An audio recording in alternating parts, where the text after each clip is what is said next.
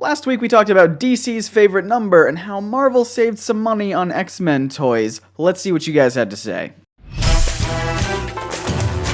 First up, let's talk about the video on DC's favorite number up there. A couple of you guys, like Arsya Utomo and Robot Icecream Sandwich, brought up this idea that Marvel's favorite number is 12, as we've seen in the MCU, and it's definitely not as prevalent as DC's New 52, but just to give you a couple examples. So, in Avengers, Tony gives Pepper 12% of the credit. In Guardians of the Galaxy, Peter says that he has 12% of a plan, and I think in Age of Ultron, Quicksilver says something like he's 12 minutes older than Scarlet Witch. There are probably other examples, but those are the three that I know of. Like I said, it's nowhere near as common as 52 is in DC, and I'm even wondering if there's a reason behind it at all, or if it's just a coincidence, or if it is supposed to be running gag. I don't know. I guess we'll have to see as that number pops up more and more. Was 12 in Civil War? If it was, let me know in the comments. One thing I do want to say, though, is I wonder if 12 even is supposed to be something, or if that's just us calling attention to it. There are probably other numbers that we could find as well, like the number 9, which was one of Bucky's activation words in Civil War. We have the 9 realms of, the Asgard, the Thor worlds and everything. And I'm sure at some point in the first Captain America movie, there was probably some sort of German soldier who was like, 9!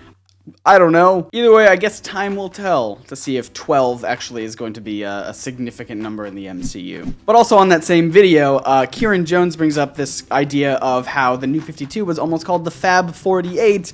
And this is something that we had heard, and it was actually written in the script. So if you didn't know, Dylan made this video like on his own channel a while back, and he's kind of retconning it, rebooting it on the NerdSync channel.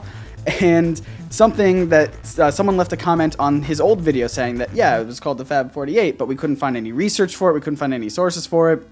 So he did write it into the script, if I'm remembering correctly, and I made the executive decision to say, well, if we can't find any information on it, let's just cut it out completely. I'd rather not spread information that we don't have sources for. And of course, what happens is we cut it out, and immediately Kieran Jones on Twitter sends us a link to a video clip where you can very well see that it was, the New 52 really was almost called the Fab 48. Let's actually, if we can take a look at that clip right now. As a matter of fact, it would have been the Fab 48 and not the New 52 if it wasn't for Jim. So there you go, Kieran Jones, you are getting this week's NerdSync No Prize. You did it. I'm proud of you. Next up on the video about how Marvel saved some money on X-Men toys by claiming that the X-Men weren't human. They were something very distinct from human. We tried to make this metaphor for how the X-Men stand for, equality and, having people wanting to embrace their humanity despite the fact that they're different. And here's Marvel over here saying like, nah, dude, they're completely separate. Let's isolate them. Let's, make them separate from humans.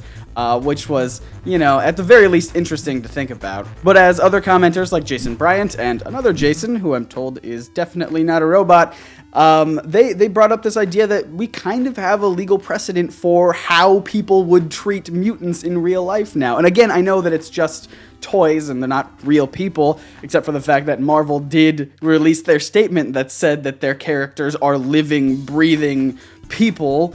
So that is kind of troubling in a sense. So I guess what I'm trying to say here is that, yeah, the metaphor, it's a little bit of a stretch. Sure, I'll grant you that.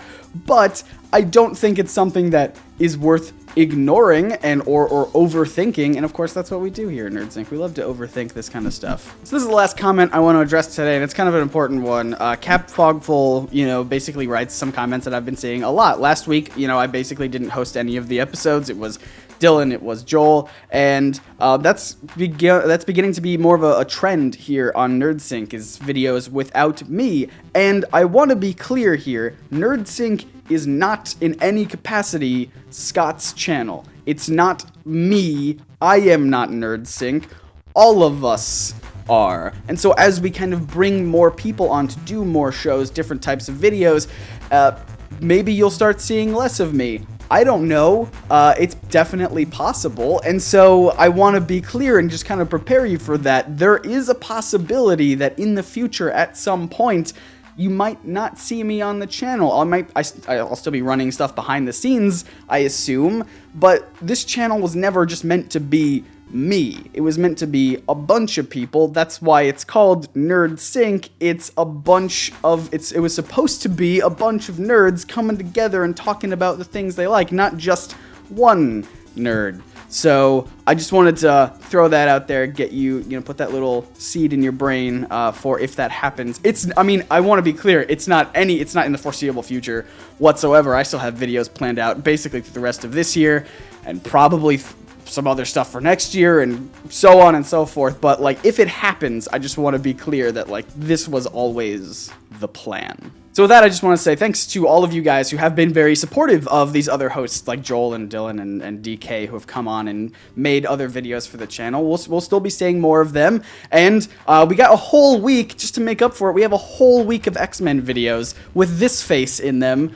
So look forward to that. I think that's going to be it for this week, guys. Thanks so much for watching. If you want some podcast loving in your ears, yep, you can listen to the newest episode of the NerdSync podcast, which is out today. We talk about our favorite comic book superheroes and supervillains and why we love them. It's a good listen. Go check it out. Links in the description below. And if you missed any videos from last week, you can check them out right here. This one on why DC loves the number 52 so much, or check out this one for how Marvel saved some money by selling out the X-Men. And make sure you hit that big sexy subscribe button so you don't miss out on all the new videos that come out for you every Monday, Wednesday, and Friday. We got some extra ones this week about the history, science, philosophy, and art behind your favorite comic book superheroes. My name is Scott, reminding you to read between the panels and grow smarter through comics. See ya.